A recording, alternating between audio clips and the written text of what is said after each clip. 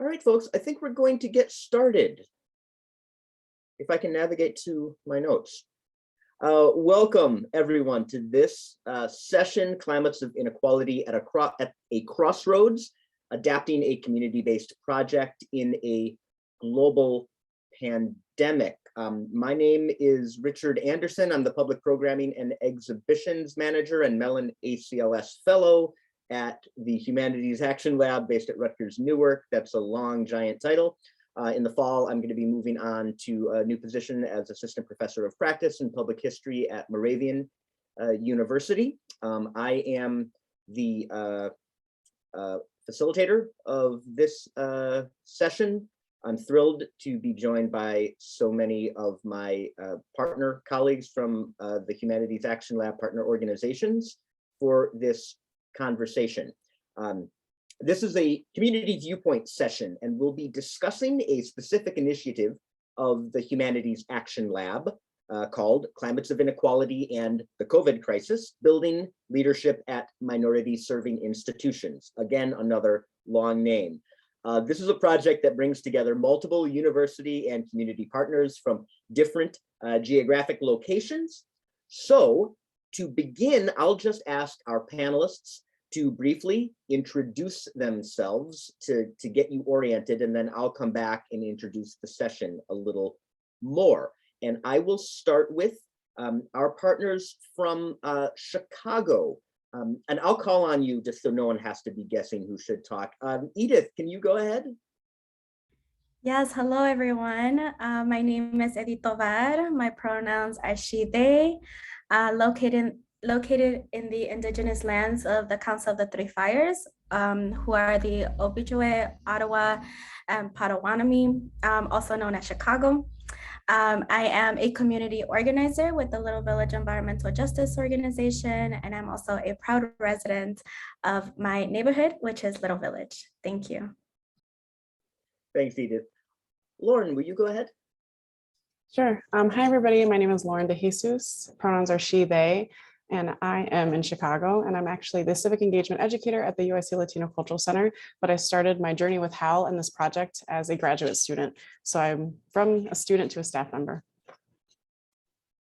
Rosa.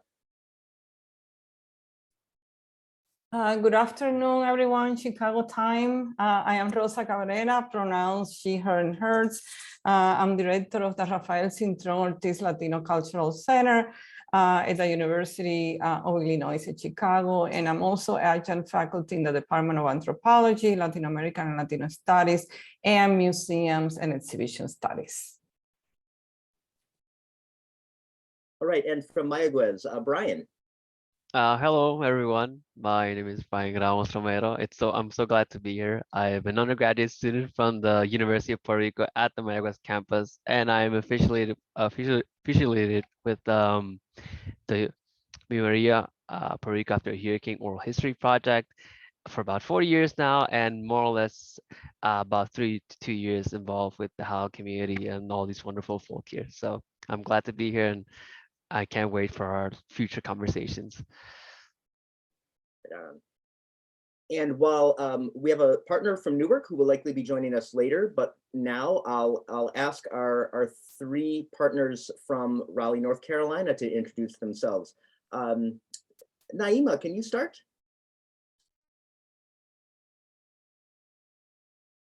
Okay, sorry about that. Can you all hear me? Okay, so I am Naima Muhammad. I live in Rocky Mount, which is about 45 miles east of Raleigh. And my pronouns are she, her, hers. I am the senior advisor with the North Carolina Environmental Justice Network, which I've been with the network almost from its inception, a year short of its inception. And I was a community organizer from 2000 to 2022. And in January, I became a senior advisor, moving out the way for the new to get in so that we can have some young blood, because I'm an old head and I'm just going to be teaching. So thank you for having me. And it's been a pleasure to work with Professor Quinn and Dr. VJ, who's a longtime EJ warrior in the state. We've been together for a long time. All So right. did I cover everything I was supposed to cover? You did indeed. Thank you. Dean Valerie Johnson, will you go? Sure. Hello, everyone. I am Dean Valerie Johnson, or Dr. VJ, as I am often called. I'm Dean of Arts, Sciences, and Humanities at Shaw University, an historically Black college and university here in Raleigh, North Carolina. And as Naima said, I've been with the network since 1998, so since its inception. And we go a long way with that and bringing it forward into the future. Fantastic. And Quinn.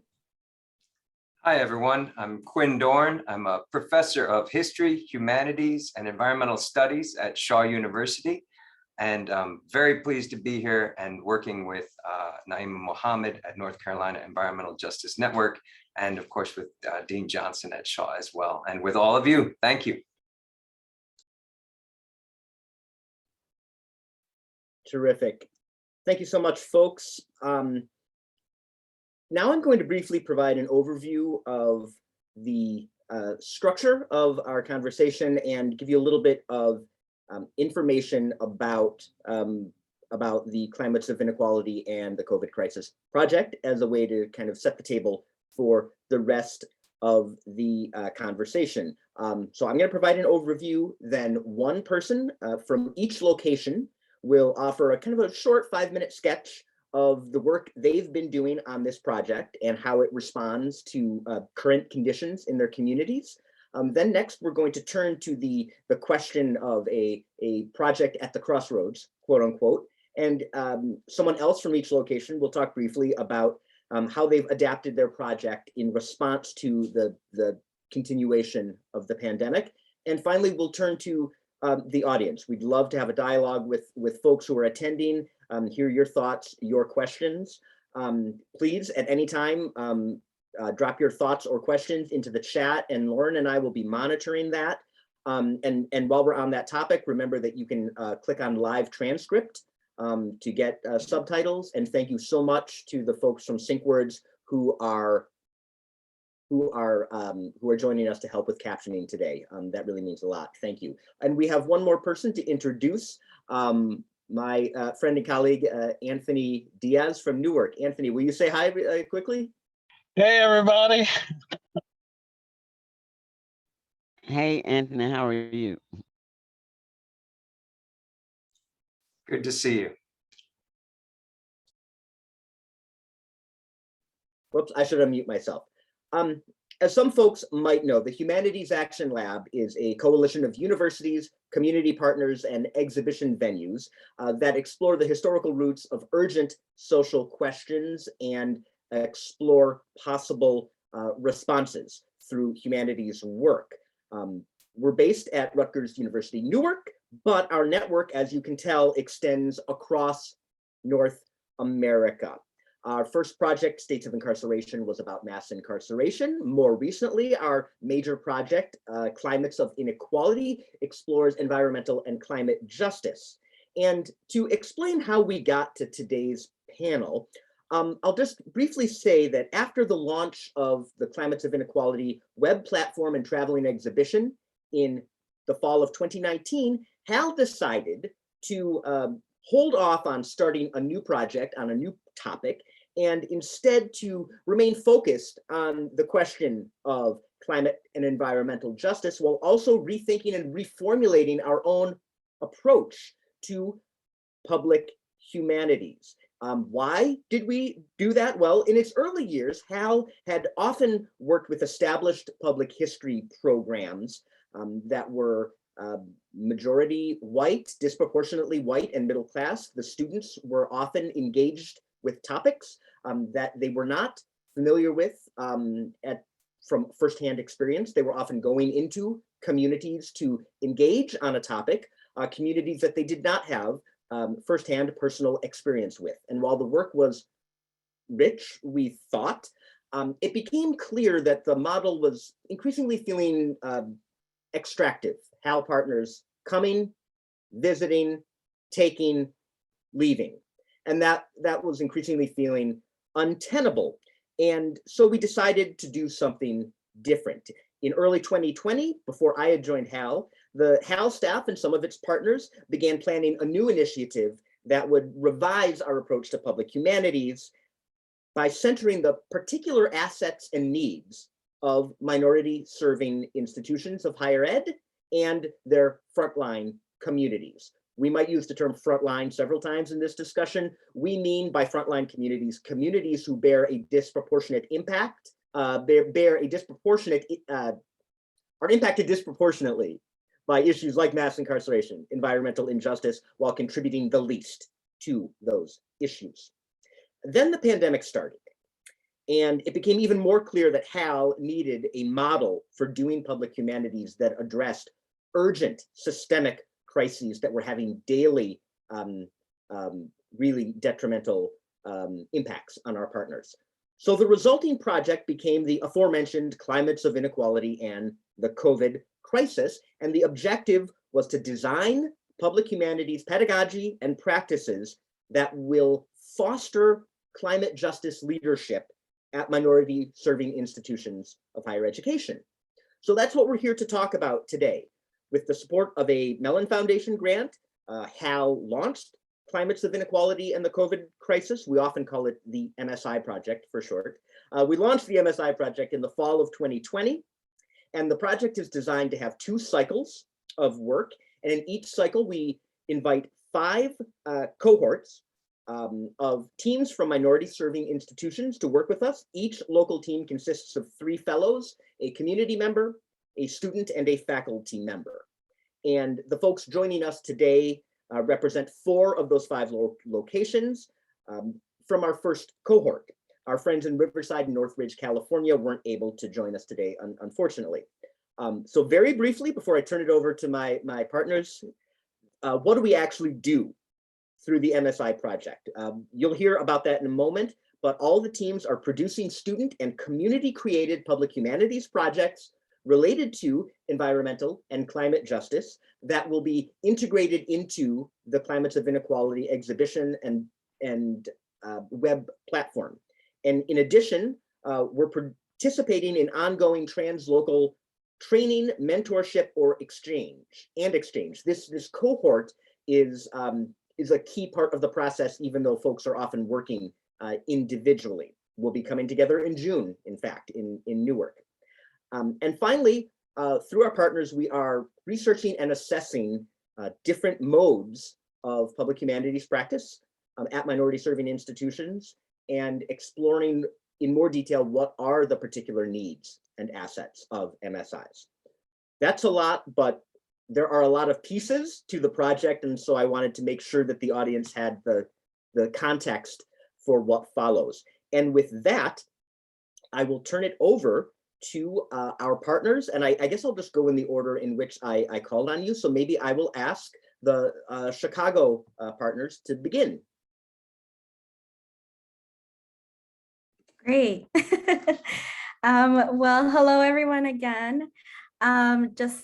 Edith, Chicago with the Little Village Environmental Justice Organization, here with my colleagues from UIC.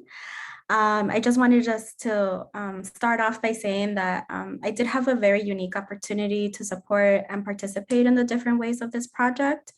At the time, I was the program coordinator at the Latino Culture Center, and I was also a graduate student at UIC, and my focus was in urban planning and policy. So I was really grasping and understanding, right, how our city functions, the way it functions, what led to many of the environmental injustices and lack of public services that are relatively reflected in this community, in the Little Village community or La Villita community. And so it was honestly a perfect timing when Dr. Cabrera and the team led us down this path. I do also want to highlight that UIC is a minority serving institution, and many of our students, a lot of the programming that was being developed at the Latino Culture Center, right, was very intentional in connecting back to many of the organizations or many of the grassroots organizings that were happening, right, in our students' communities. And also want to share, right, that many of our students do live in environmental justice communities, right? Sometimes our even our faculty and staff also live or grew up in environmental justice communities. So our local story was one neighborhood of 77 here in Chicago, La Villita, or Little Village. Historically, Chicago has been a segregated city. Furthermore, La Villita houses the third largest industrial corridor with our 1.4 square mile space. So it's a very condensed space, and almost takes up half of our land use, right, is dedicated to industry. So from the very beginning, we understood that this particular project, this course, right, that we would explore La Villita, was considered an environmental justice community. And so we knew that we had to partner with community organizations, right, grassroots organizations that were doing the work. I also want to highlight, right, that while finishing my graduate program, I did transition, and so to being staff at the Little Village Environmental Justice Organization. So I kind of felt like Lauren. I went from student staff to staff at this community partner organization. So it really has been like a whole, 180 or a whole 360 feels like. So this is really great for me to share, our story and our work with all of you. Our community partners, like I said, are important to highlight.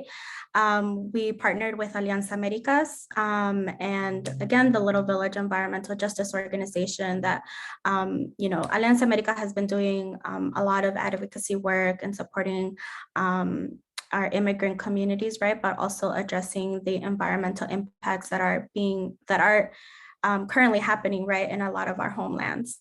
And El Vejo has been a community organization in the Little Village community for a little over 25 years now, addressing, right, the environmental injustices or environmental impacts, along with like what city planning, right, is implemented or developed. So again, our community organizations, Alianza America and El Vejo, they welcomed us to community spaces like Semillas de Justicia Garden or Seeds of Justice Community Garden.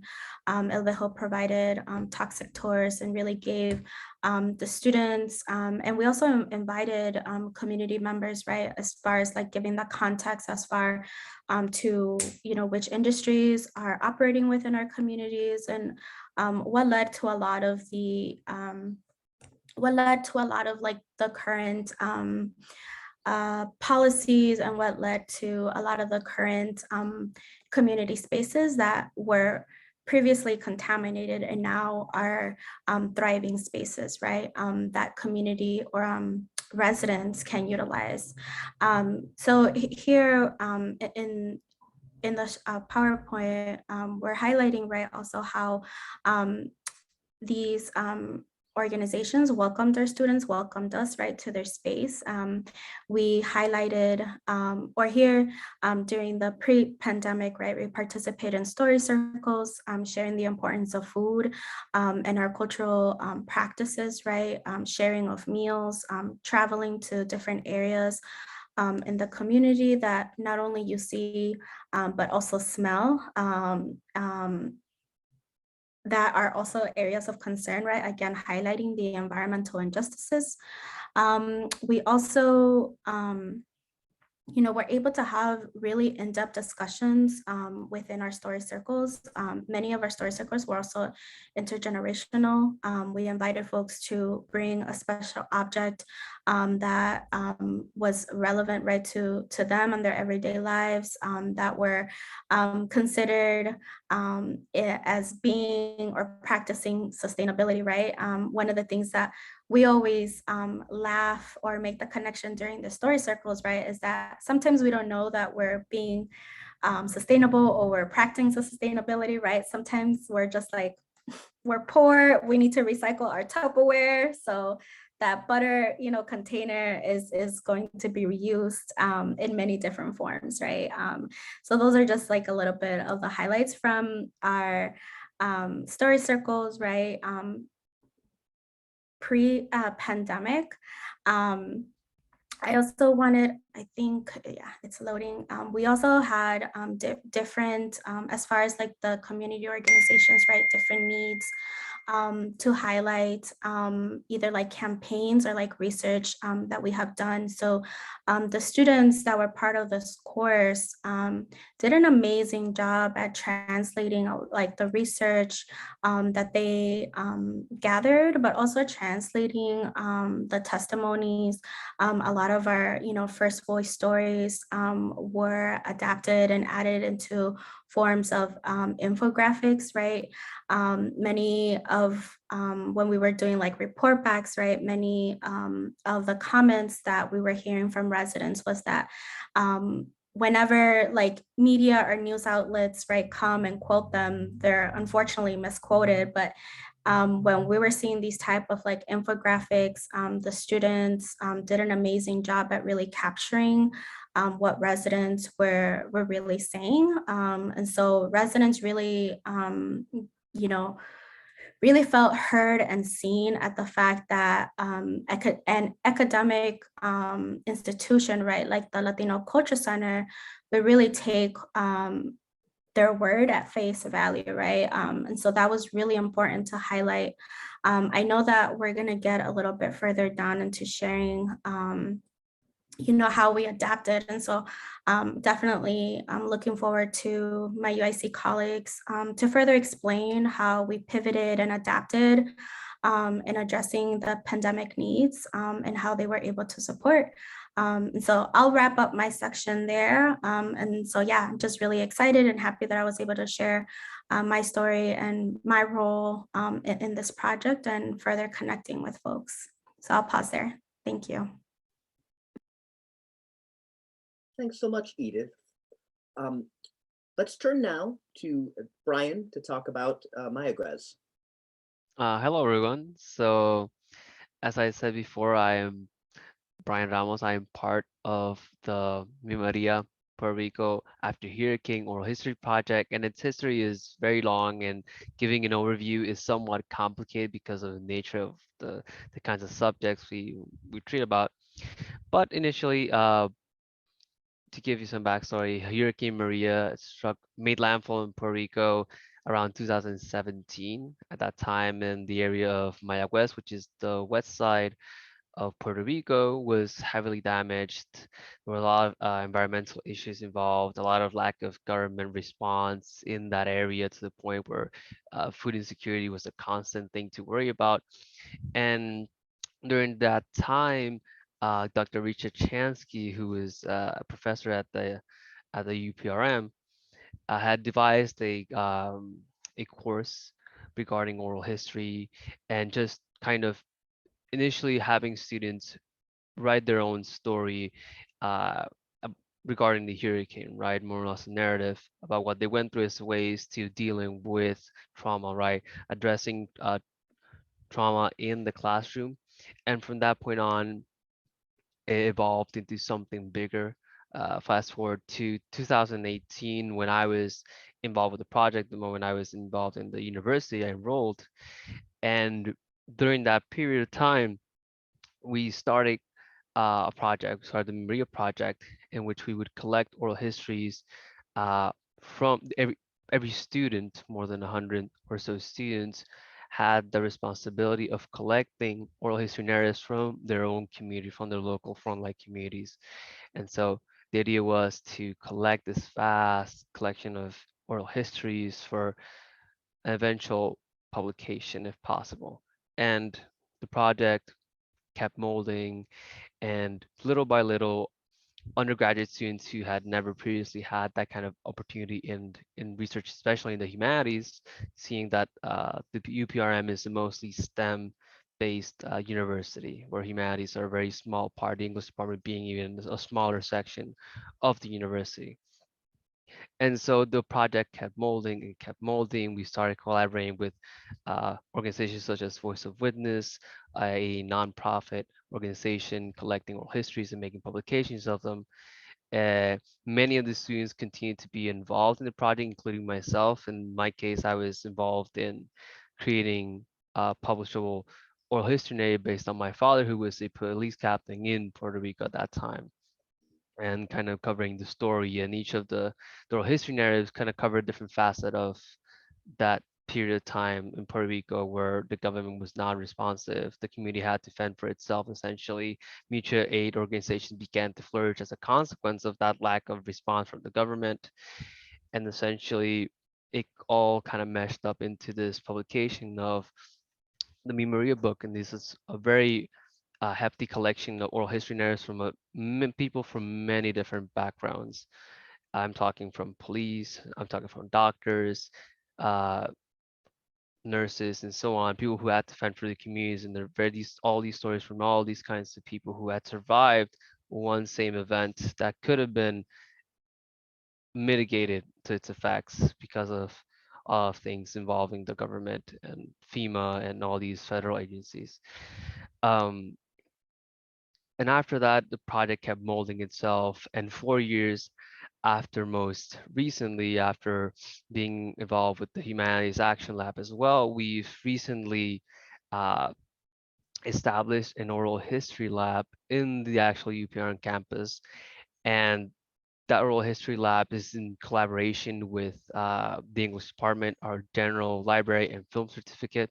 And essentially, we've kind of collected all these oral histories that we collected before.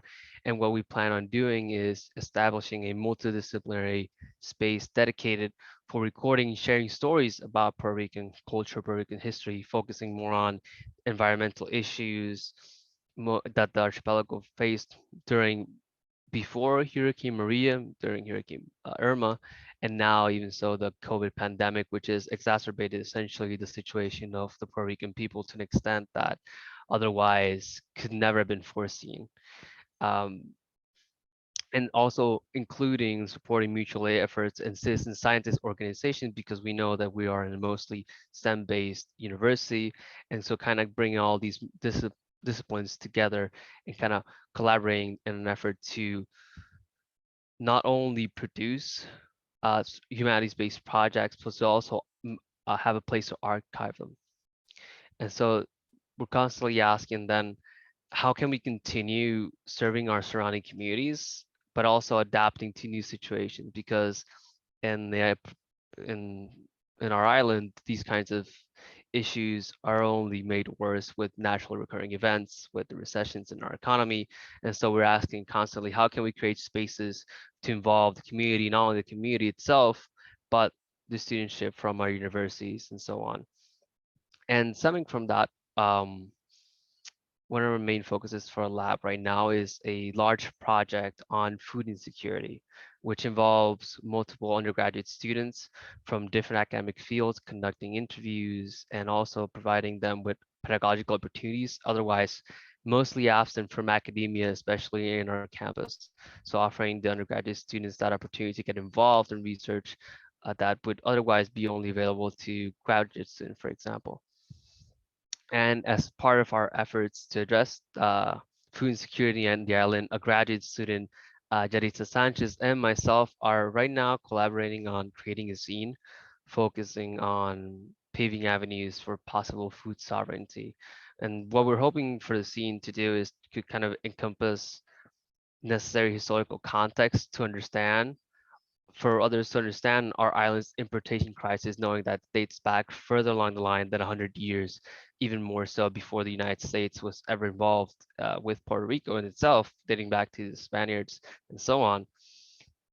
And highlighting that lack of food insecurity, but also providing individuals with the chance to kind of re-envision the current food security infrastructure, right? And then this endeavor, we do our best to kind of highlight the ever growing mutual aid efforts, striving for a fair and sustainable food system, as we continue to face the repercussions of previous and ongoing economic and environmental disasters that will inevitably continue to plague our campus and plague the island and so on, and kind of focusing on that little aspect. And again, the lab will be focused not only on that, but multiple projects. I represent just a very small section of the Muria project. At this point, it's branched out to the point where I can't even understand or know who else is involved because of the amount of students, mostly undergraduate students, are involved in the project. So it's kind of saying, this is the project and an overview, right?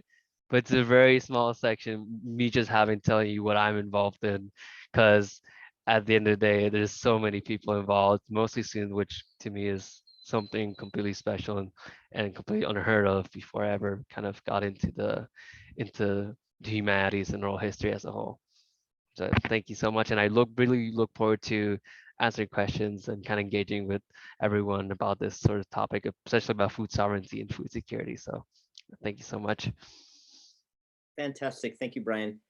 Now we're going to turn to our partners from Raleigh and the Rocky Mount area in North Carolina. And I think you're all going to speak very briefly.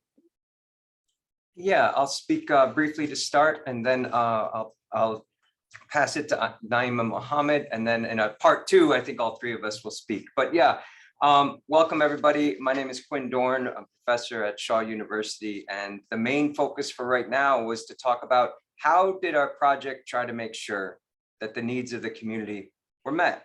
And the key thing for me, and it never even started from day one without my partnership with Naima Mohammed, North Carolina Environmental Justice Network, and so on. But the key idea was, let's bring the community in to the class. Let's structure the class so that speakers from affected communities come in and inform students, and then students can in turn bring their research toward helping the communities. That mutuality was important. And that was a way to honor both the needs of the community, the needs of activists and their organizations, Shaw students and faculty. Nobody superseding the other, and yet all lifting each other up. That's the goal, at least. And I'll pass it over to Naima Mohammed to discuss a little bit more about, how we all and how she and others approached making sure the needs of the community were met and other aspects of the project. Thank you.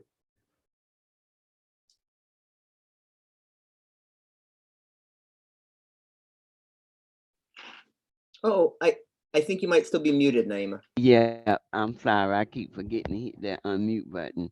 We're all good. Okay. Yeah. And so, as the senior advisor, former community organizer, North Carolina Environmental Justice Network, we the idea of having the EJ class, environmental justice class at Shaw University, stems from a desire that we've had for quite some time to be able to work with our HBCUs in the state. And in particular, for 22 years, this year made 22 years, I've been teaching EJ environmental justice class at University of North Carolina at Chapel Hill, which was initially um, dedicated to environmental justice and epidemiology, integrating environmental justice and epidemiology by Dr. Steve Wing from the University of North Carolina at Chapel Hill. But I always had a desire. I was like, the white schools, they catch on real fast.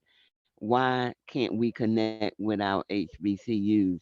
So in a desire to continue doing that, I continued reaching out to the HBCUs. Then I will confess that with Dr. VJ going to Shaw, that really helped make that connection at Shaw. And so as a result, when I got the call from uh, Professor Quinn to talk about how could we partner, I just wanted to run and find him and hug his neck right then and there. And so we went on to talk about it. And the one thing I suggested to him, well, why don't we have an environmental justice class at Shaw, uh, following the format of the one at UNC? Even though this was a history class, Well, you know, the history of environmental justice runs deep in North Carolina, and the environmental justice movement was founded here in North Carolina in Warren County, North Carolina. And so, what better way to connect the history and the EJ movement than through these two entities? And so, that's what we attempted to do.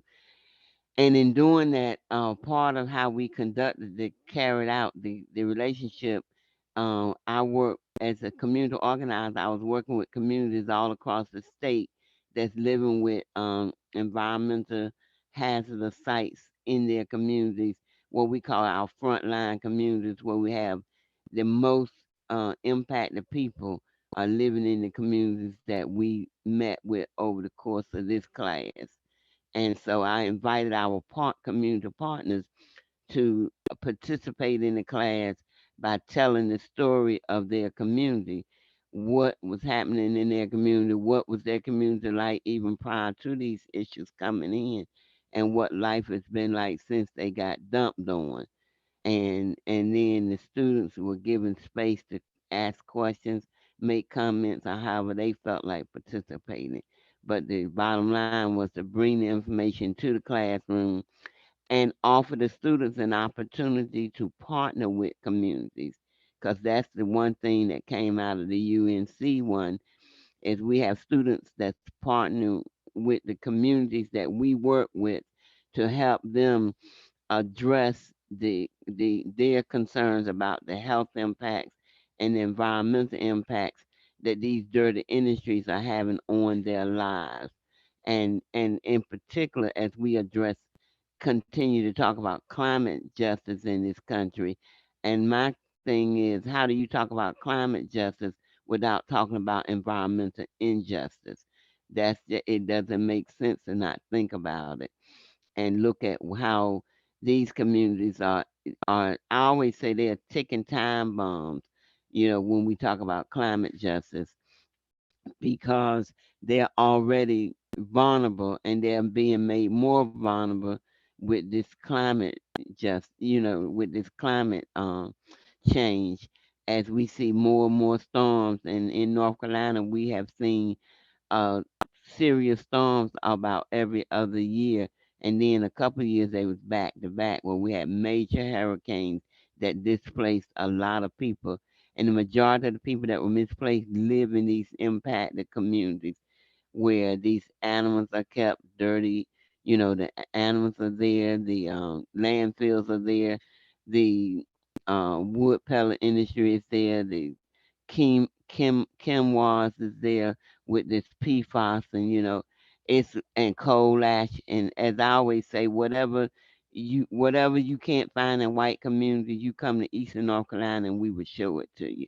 Because in North Carolina, it's predominantly African American, Native American, Latinx communities. So these are the most impacted communities, and they're bearing the brunt of climate change in this state. And we are victims to a legislative body that don't give a darn about the people that put them in those seats. And we have a regulatory agency that don't have the backbone to stand up and do the job they supposed to be doing. And then I won't go down that bandwagon with y'all, but those are things that impact us. And so I can't never talk about it without putting those pieces in there. And I will say that as a result of the classes that we conducted this year with Shaw, we did have a student to come forward uh, who will be working with NCJN on our historical timeline. And between interviewing me and some of our community partners that I will recommend to her, she'll gather data on our past successes and our misses, people that were involved in tactics, and develop this into a record that we can own ourselves for our organization history and understanding, because that is a missing component currently. Right now I will confess that I probably hold the most history to NCJN than anybody in the organization. And we want to take that away because, as I told y'all in the beginning, I'm old school now. So we try to move to the new school. We want to help people have the documentation and the history they need to continue the legacy of NCJN in this state. And I'm gonna be quiet and pass to Dr. VJ, who had. I will tell y'all one more thing before Dr. VJ gets started. She has. She is the mother to our very first EJ baby.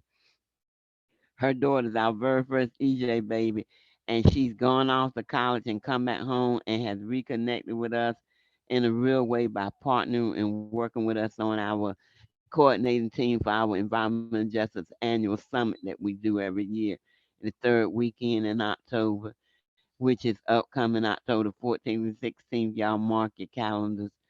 Dr. Quinn can send y'all some information. Him and VJ, make sure y'all get the information.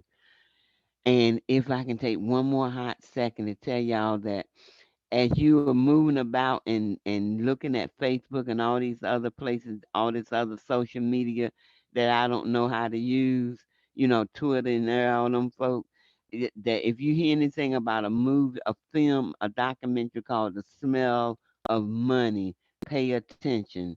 That is a film that it's a documentary that's showing the history of NCJN's work in the communities around concentrated animal feed and operating industrial agriculture.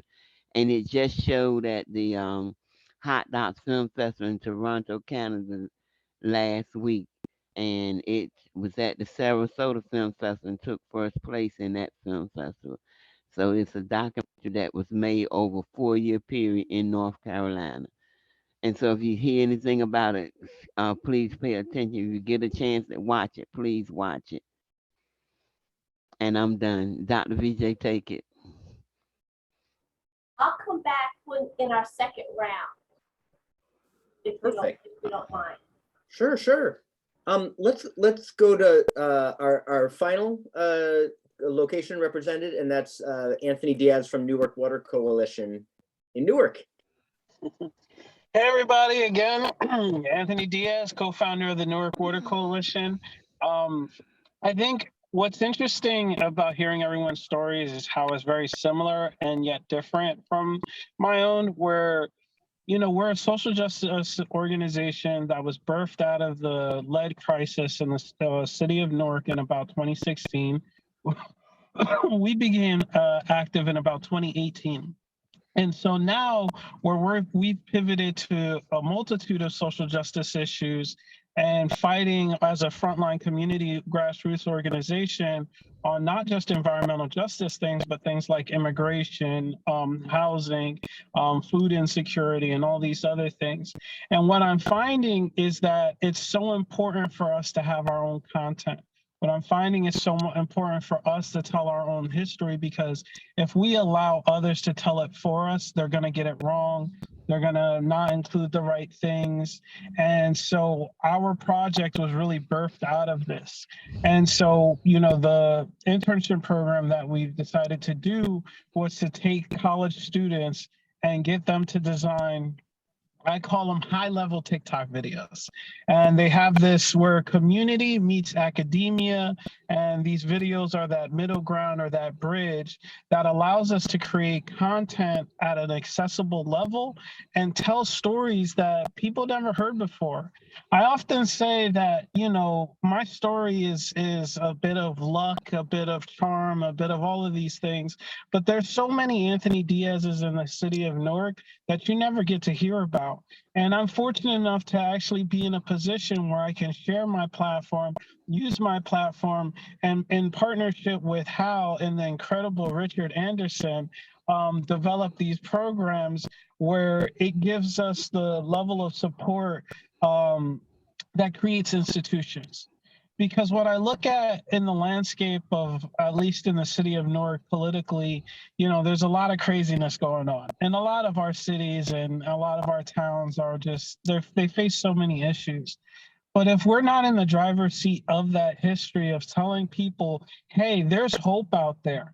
We're something I hear all the time is like, we stand on the shoulders of giants.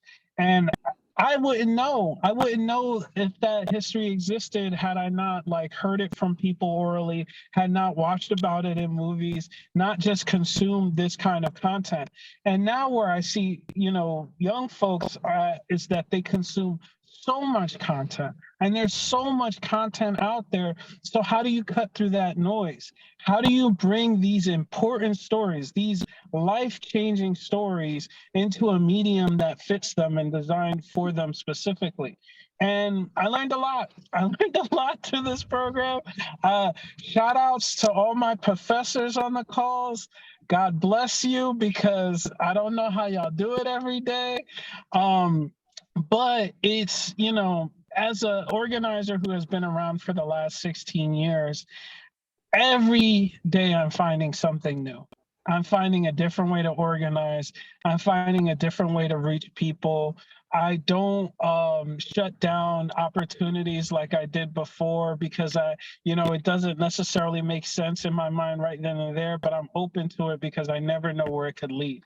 And all of that is to say that I wouldn't be here today and I wouldn't be able to share these stories or even have this project, which our phase 2, hopefully, I'm going to say it, Richard, is to do a history project on the Newark Water Coalition, for us to be able to really document our struggle from start to current, so it can inspire other people. And so again, so that we can be in our driver's seat of telling our own story.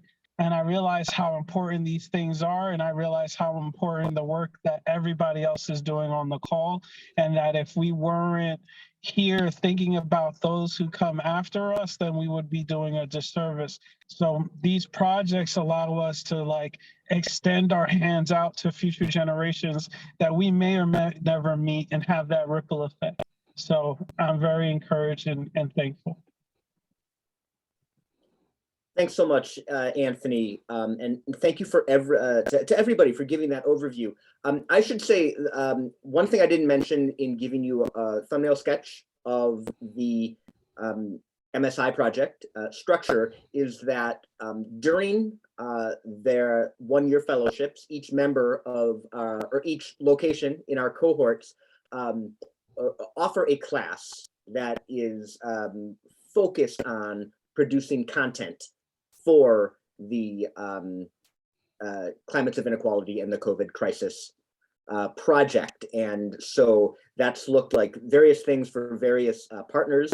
In Newark, it's looked like an internship program run as a class that Anthony and I are developing. So I've learned a ton from Anthony. And as you say, Anthony, hearing everybody talk about the work they're doing, there is so much that rhymes, but is specific to the local context and to the particular conditions that are creating crises and challenges, but also to the assets and the deep knowledge that all of our local partners and their communities have.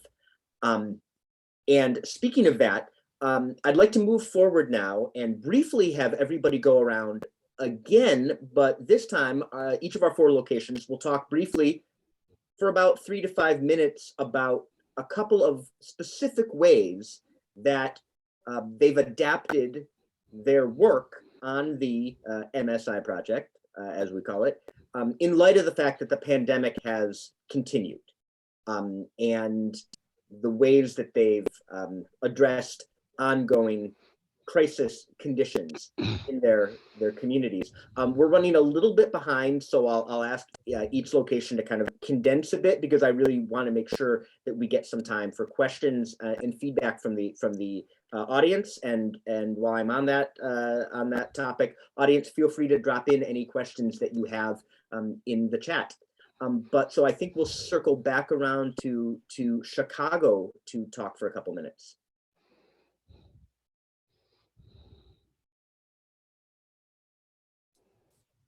Yeah, hello everyone.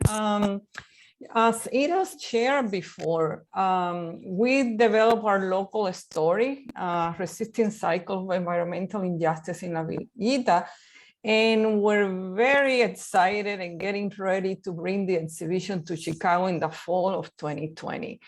But the exhibition was canceled due to COVID-19.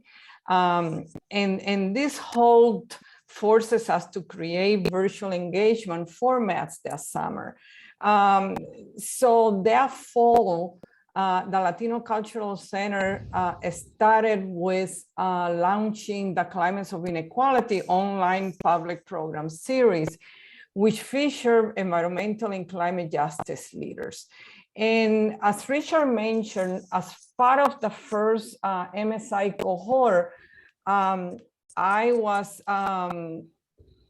given the task of teaching a course that fall on environmental and climate justice. And we ended up being very creative in integrating their course into this series of public program in which the students enrolled in the course facilitated the post-presentation conversations with the local leaders who were highlighting how frontline communities in the Chicago region impacted by environmental pollution and climate change were creating cultural relevant and place-based solution.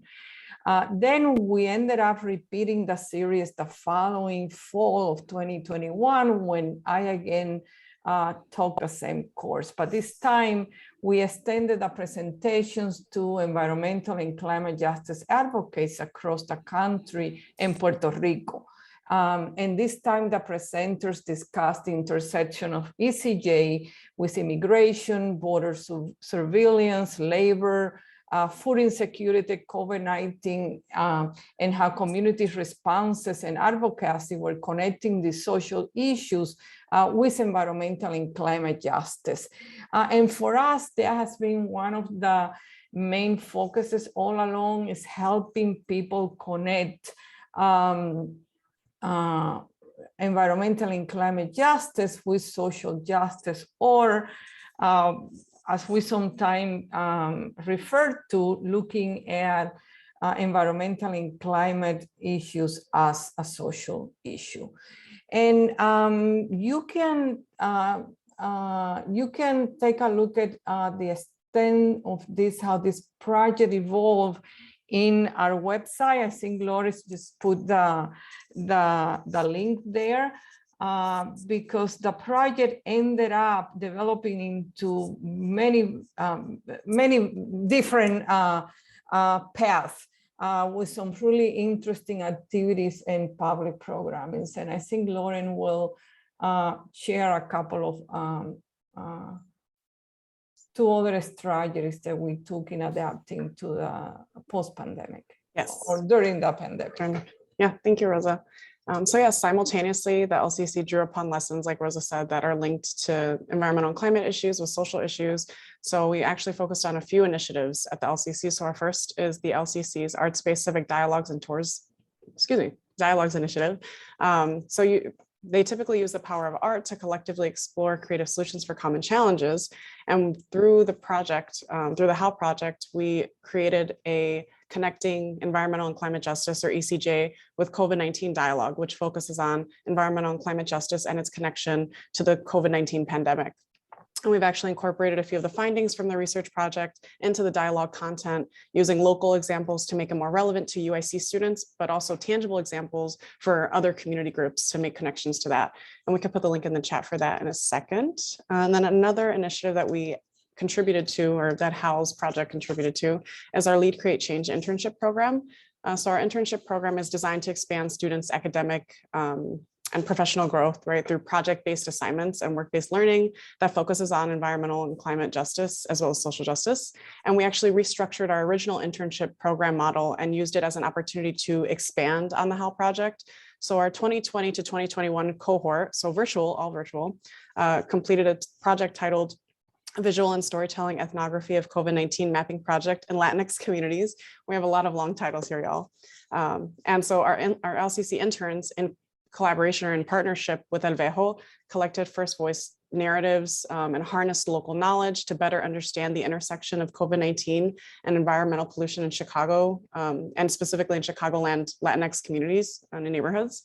So during the fall semester, our interns engaged in reading discussions and oral history training, including collecting and transcribing interviews in preparation for the interviews, and they completed their interviews with their community members that we received through Elvejo, all completed virtually, mind you. And then during the spring semester, our interns analyzed the collected interviews and data and expanded the photographic archive, excuse me. And this research project actually culminated in the production of an 8-page infographic report that includes a project overview, a framework, and 4 community concerns, as well as data on community care and responses, and a summary with recommendations. And this report, as you can see on the slide, is in English and in Spanish. And this can also be found on our website, and I could put the link in the chat for that as well. And then one last thing I also wanted to highlight on was our social media campaign. So kind of taking a note from Anthony, we kind of basically had so much content from this project, the story circle interviews, the research, and additional interviews that did not make it into the final exhibition. And we also couldn't feature it in the exhibition because it was postponed due to COVID-19. So we decided to create a Climates of Inequality from the archive, if you will, social media campaign, and shared additional content on our social media during the fall of 2020 and then the spring of 2021. So we curated social media posts that again could demonstrate our local story and share that with people. And then I want to also pass it back to Rosa, who's going to highlight a more recent project we've been working on. Yeah, so under the MSI cohort, we continue to collaborate with Elvejo and Alianza Americas. And this time, you know, the question for them was, what will be a project that, that you feel will really serve a particular need in your community? And both Alianza and Elvejo talked about doing something around food.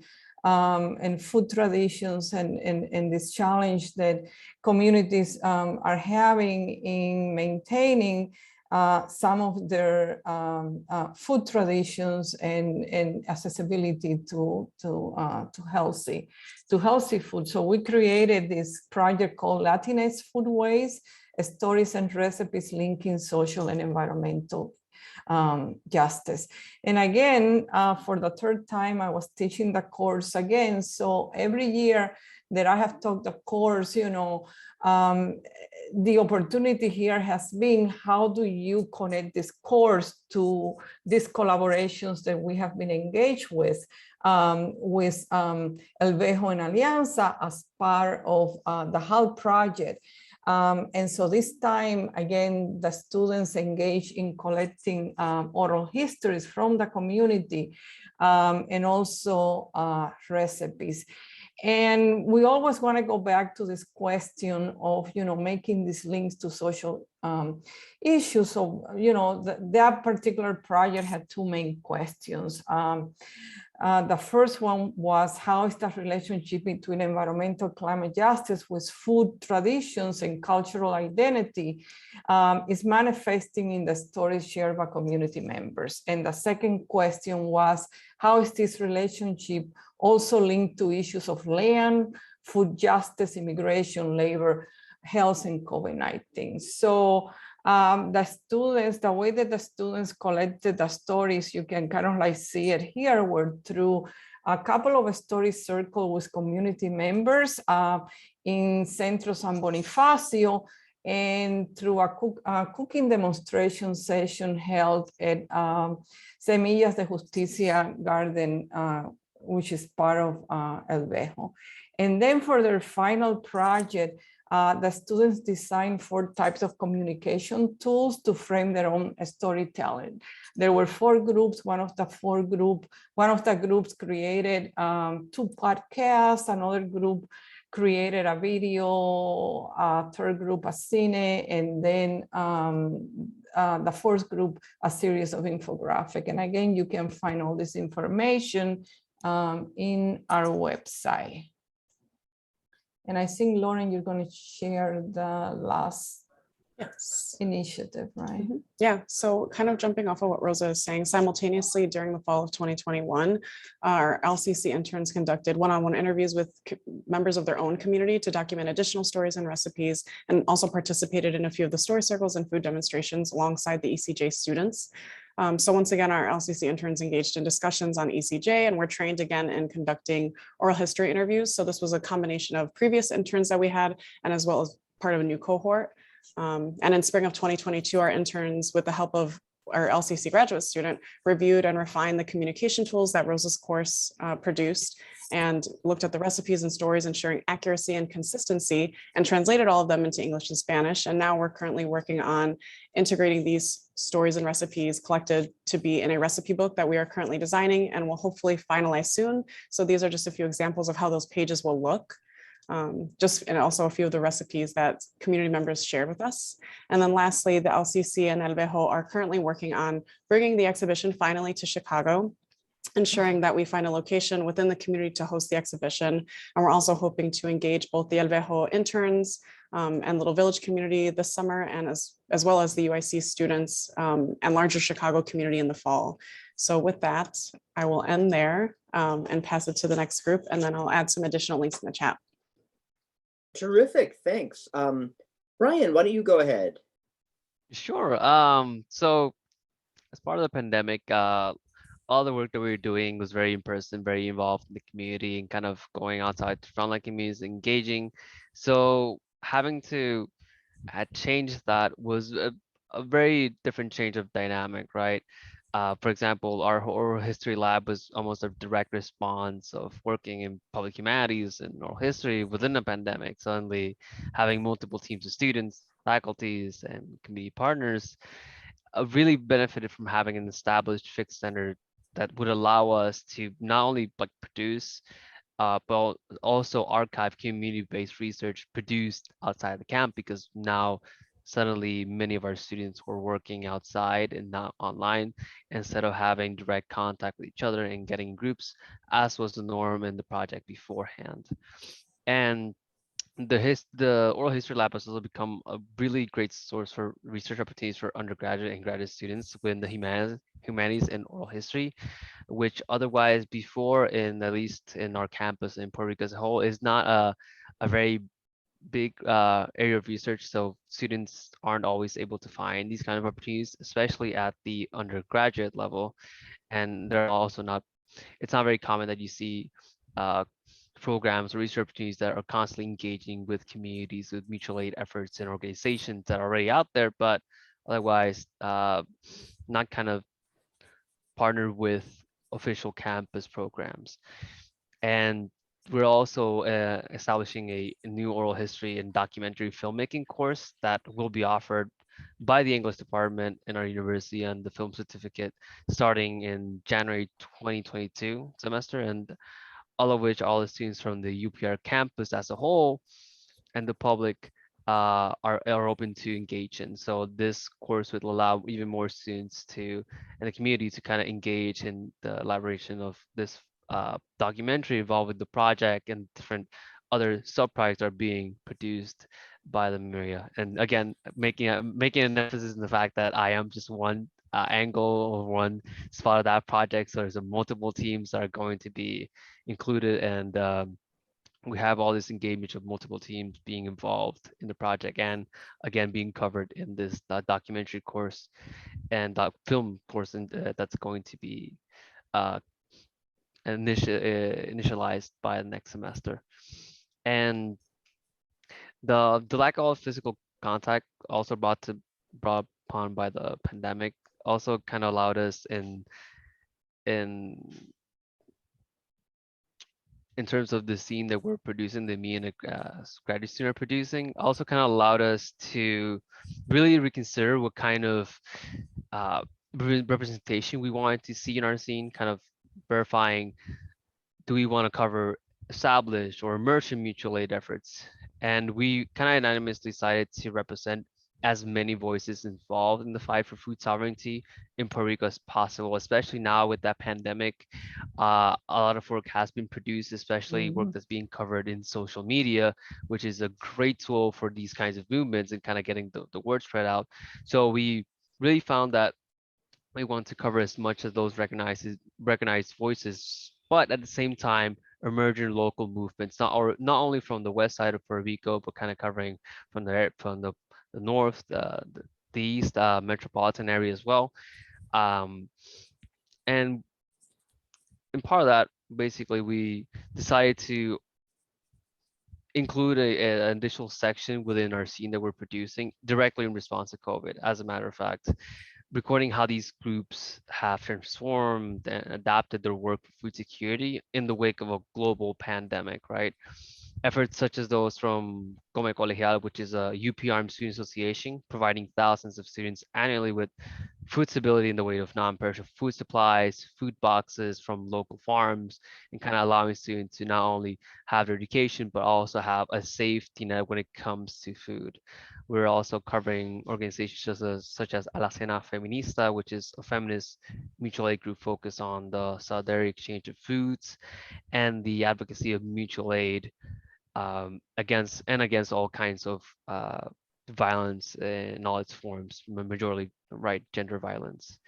We also have more established voices again, like Fundación Cortés, which is a private non-profit aimed towards sustaining self-sufficiency, social justice, and cultural identity efforts, among others. And essentially all these organizations and individuals have, and I say organization and individuals because these are only just a handful of the organizations we're going to be mentioning in the actual scene, having one way or another adapted to circumstances of the pandemic, offering their help to local community that suffer from a lack of food security, only worsened by the pandemic and then further on by the consequent earthquakes that have struck the island. And again, since we're a tropical island, then come the hurricanes again and again, and kind of the cycle sort of continues. And our work in the scene essentially wishes to represent the ways in which these initiatives have risen above the pandemic to kind of continue providing their respective communities with sustainable food waste and focusing more on amplified representation rather on community-led efforts. And essentially the content created and recollected in the scene furthers our bigger project's aim to amplify the unheard voices of the unsung heroes of our island, which again boil down to the local and the community, not the government and or the federal government for that matter of fact, both local and federal, that really in the wake of multiple issues, pandemic, earthquake, and so on, have proven that they can't provide for the community. So the community realizes that we can only provide for ourselves. Thank you. Thank you so much, Brian. And now we're going to hear from, again, our North Carolina partners. Okay, I'll start just to make some brief observations. This is Dr. BJ again. And one of the things, a lot of what the interest is from our perspective is that we started during the pandemic. We didn't have a presence beforehand. And so one of the things is that we're being able to benefit from our MSI cohort peers in terms of their experiences and looking at them. What has happened with, and this is the part with the community, Naima has said she's been working for years to try to get something in terms of environmental justice connected to the North Carolina Environmental Justice Network on an HBCU campus. And this is why my role as dean, but also as a HAL, I call myself a HAL advisor, and I think y'all have, because I've been with HAL for quite a long time, is I can bring that kind of vantage point to helping support the structure. And Dr. Quinn, as we're calling him, Dr. Doran, can talk more about the actual development and being able to put into the books a course on environmental justice and humanities. And so it's been important for NCEJN to have something in the humanities or something in environmental justice happening at an HBCU. So that's one product that we've been able to finally, and we should say 22 years, and it's absolutely true with other partners now that in our HBCU world, being able to come up to the expectation of the community. The second thing is being able to have students be exposed to what happens in the environmental justice community, what's happening in North Carolina. I can't say it enough that exposure for students is helping. It's grown legs, it's extended outward, and they're able to understand themselves as coming from impacted communities, what that has meant for them, and they can do so within this academic context. So it's really a blend of the academy with the community that gives it life. And I don't have to do, as dean, I don't have to do anything but say, okay, what do y'all need? How can I support you? How can I help you? Because the work is done in the partnership, in the connection. The last thing I'll say is that North Carolina State University, which is a PWI, huge entity here at Raleigh, for the first time in maybe, I know for years, there has been a student from that big institution taking a course at an HBCU, at Shaw University. And we've had what's called the cooperating colleges. We have this connection. We're always going out, but to see us as a resource and as a way to meaningfully, without being extracted, connect with community is a part of what we've been doing with our How Connection. We strengthen our relationship between our two institutions, between Shaw and NCEJN. And in fact, a part of the audience is Akasha Cottigan, who was a Shaw graduate and is now at NCEJN and can serve to mentor the intern from Shaw that will be working with NCEJN. So though it seems, we don't have a lot of visibility yet, we're building. And that's the component that I want to stress is all of these climates of inequality projects are at different phases and different iterations of what they can be. And the whole thing is for us is to be stable and to continue. And I'll pop it over to Quinn to say a little bit about the class. Yeah. That's important to give that structure. Yeah, thank you, Dean Johnson. And actually, you hit on something that strikes me as a key issue with doing these things during COVID. The tech issue is, how do you have speakers come in to a live class? The institution wants students to be live for various reasons. Speakers are right to be cautious about coming. So how do you do hybrid and tech and those things? That was a challenge. It was. Naima, I know you kid sometimes about whether you're tech savvy or not. We are both pros. We handled everything. And you were great. But without the human connection and without the trust, all the tech is meaningless. So if I didn't have Dean Johnson sitting there at the dean level, not doing a bureaucratic shutdown of things, but a lift up. Every time it got up to her, it was lifted up. And if I didn't trust Naima and Naima didn't trust me, and we didn't have 6 months of conversations before, and if Anya and Acacia didn't join in those, then all the tech and all those challenges are just hollow. It's just Tin Man. So that was a big part. And the other thing, though, related to COVID challenges, and I want to say this, part of this was absolutely uplift communities, students, but faculty research is part of this too. And my research has shown that backslide is a major issue in the environmental justice movement, historically and now. The problems are very difficult. Succeeding in addressing them, even more difficult. Not backsliding after, huge.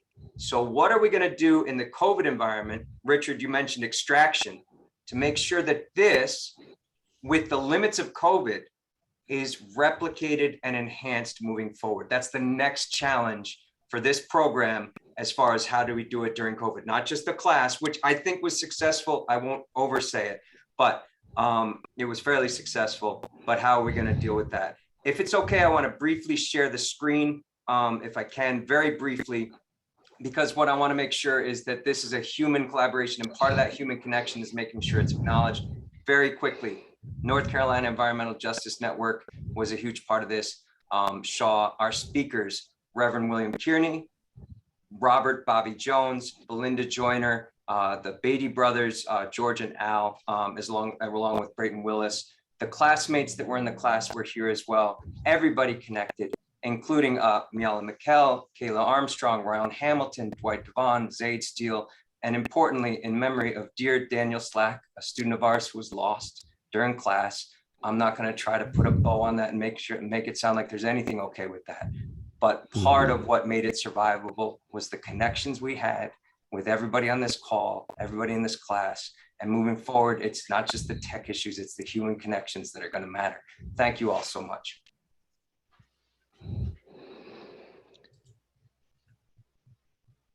And if I might, I would like to add, I keep hearing everybody talk about extractive relationships. And I can tell you, I can confidently tell you that in North Carolina over the years as a community organizer, one of the first things that we talked with communities about was their right to say yes and no, to say, get out of my community. You know, I don't want you here. If you can't come help me with what I need, I don't need you coming here for what you need. And then you get it and leave, and we don't hear anything else from you. So the community we work with know that they have, number one, the right to say yes, no, get out, you know. Oh, no, you don't bring no pre-relationship to me, no already designed research to my community. If you coming in here, this is what we need to know. Then you design something to answer these questions. And we, you know, we built those relationships over the years with Dr. Steve Wing as a researcher, and really just kind, gentle giant in the research world and building relationships. And that was one of the things he constantly talked with communities about as well. That as a researcher, I don't come to you with my stuff already designed. I come to find out what do you need to know, and that's what we're gonna work from, not what I need to know. And so, you know, we just really work with our community to know this. And that's, I just want to put that in there so people can know. Fantastic. Thank you all, everybody in North Carolina, for sharing that. Both the uplifting and the very heavy. It's all part of the same collaboration. We're running short on time, but I'd love to hear Anthony share briefly about how the pandemic has kind of forced you to change some of this work. You and I started kind of, you know, well into the pandemic, so it's not as much a pivot, but I'd just love to hear anything that you would like to share. I'd like to start off by saying the Mike Tyson quote, everybody has a plan until they're punched in the face. And that's what I feel like. We had several plans, and then the university would change its policy, and then we would have to go back and adapt, and, you know, things that Professor Quinn was talking about. So what it taught me two things, I think, is patience, because I'm a person that likes everything done by yesterday. And if I could get it 2 days from yesterday, then I would be appreciative. But also the mental health aspect of how I need to be patient and more compassionate with people, because it's the pandemic, because it's the war, because it's social economic, because there's grieving, because of life. And being a leader of a social justice organization, you become the fireman, where you're just constantly putting out fires and trying to look for resources upstream. And then you forget that there's people that are literally like, you know, social anxiety or crying in bed. And hearing, by allowing, I think, the values that Hal brought into the internship program, we brought a deeper connection to our cohort. And having that deeper connection allowed us to have more authentic relationships. And, you know, what I realized is in the pandemic overall has allowed me to have more deeper relationships because of that human connection, because of that, you know, physical part. I mean, it's amazing that, you know, the first time I've known Richard for like over 2 years, and the first time I met him was, you know, a few months ago. So I think those topics and themes cannot be underscored, and definitely were put on the forefront of my mind. Thank you, Anthony. I appreciate those thoughts, and I appreciate everyone's thoughts, and I appreciate the audience staying with us through what has been a lot of laying out the work we do, because this is such a multifaceted project. We have 10 minutes left. We'd love any questions that the audience might have. I don't see any yet, so while we kind of give folks a couple minutes to share anything or ask a question they might have. I have a question for Dr. Johnson. So being a dean, was there ever a time you got pushback from lifting something up? Not in particular with the How project, because, and this was the key factor, having the fellowship gave us financial resources to be able to give to quit Dr. Doran so that he could actually do research and have course release time. I would have had pushback if I didn't have those fellowship monies. So those kinds of resources, that's why I have to do finding the money so that there's no excuse.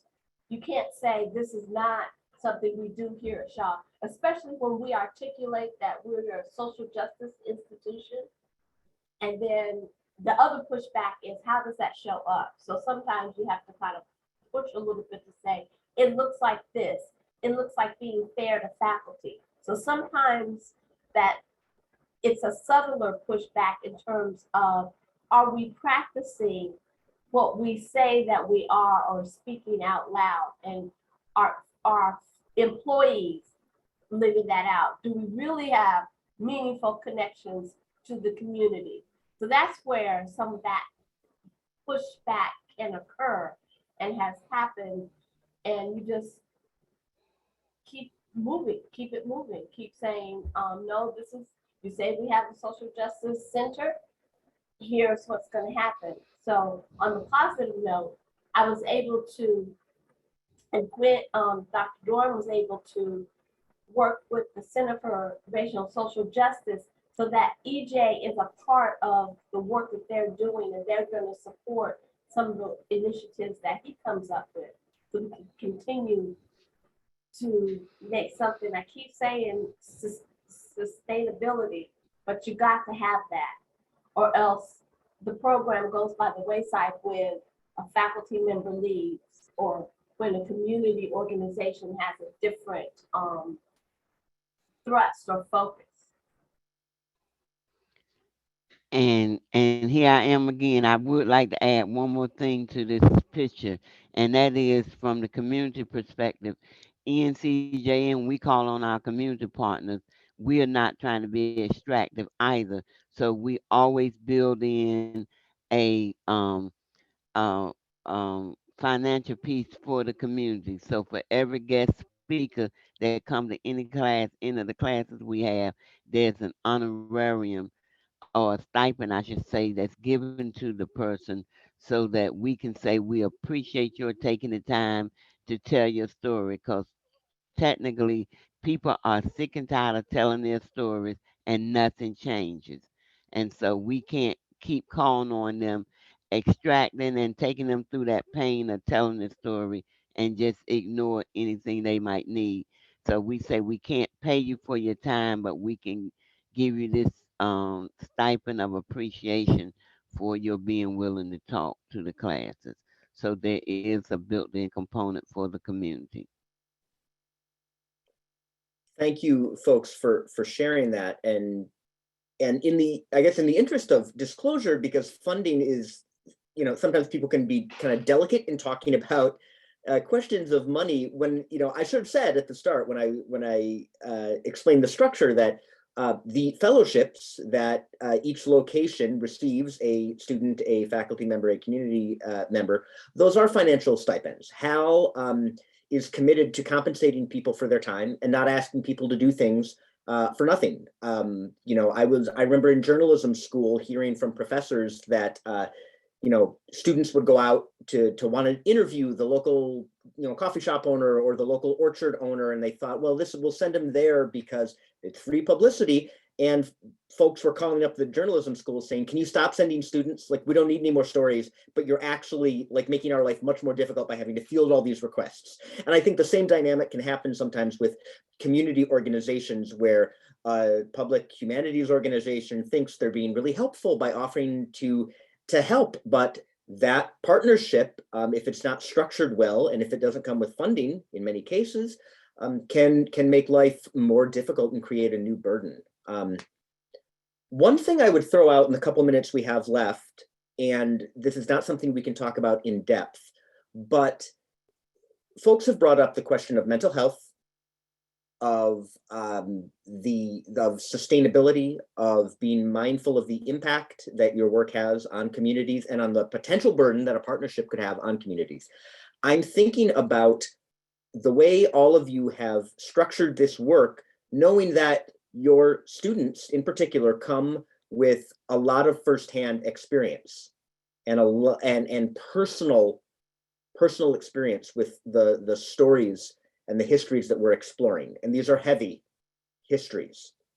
And when I said at the beginning that this project is designed to respond to both the resources and the needs of MSIs, one of those assets is the proximity that we found that a lot of students bring to these stories.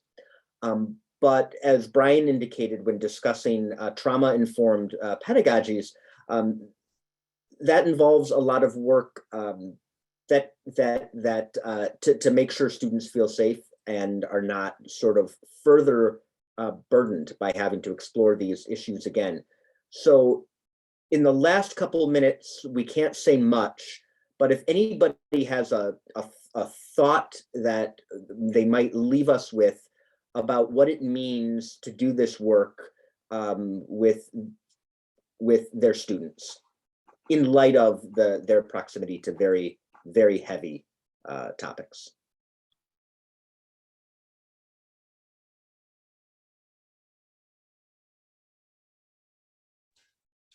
I'm open to anybody else's thoughts, but there's not a student in our class or a speaker that we talked with that didn't bring a personal experience with them.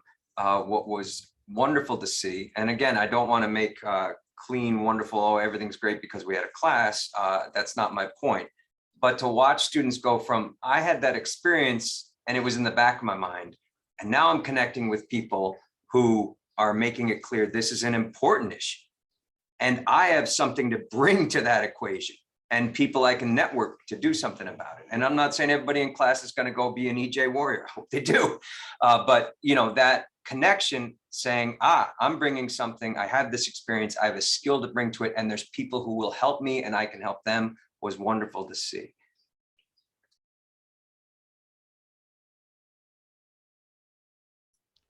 Yeah, I definitely agree with what Quinn just said, and that's what we look forward to with the class is making the connection and the partnership with the student and the community. And these are relationships that can last over a long period of time. And I know that from the experience that we've had with the UNC body. There we have students that's going on teaching at universities that still partnering, checking back on the communities they partner with when they begin the relationship. Yeah, here in UIC, you know, I get the course evaluations at the end of the semester, and the big highlight is always the community part. It's definitely not me teaching. It's really the students hearing the voices of community members and going into the community, because this is something that the course has done over the years. It's not only bringing speakers to UIC, but it's taking the students to the community. So we get ourselves in a bus, right, and goes there, and whether it's food or stories, there is a lot of time sharing with the students that they appreciate that. And another interesting thing that has happened is that during the public programs, the Zoom public programs, those are open to anyone. So obviously, the majority of the people that we get are students, and we're getting a lot of questions from students in general, students in engineer, students in business, like how can they connect their majors with environmental and climate justice work. So there is a lot of work to be done there from the universities to help students make those links that, it doesn't matter what area of study you're in, you could have an impact in making changes to these local, national and global issues on environmental and climate change. Mm-hmm.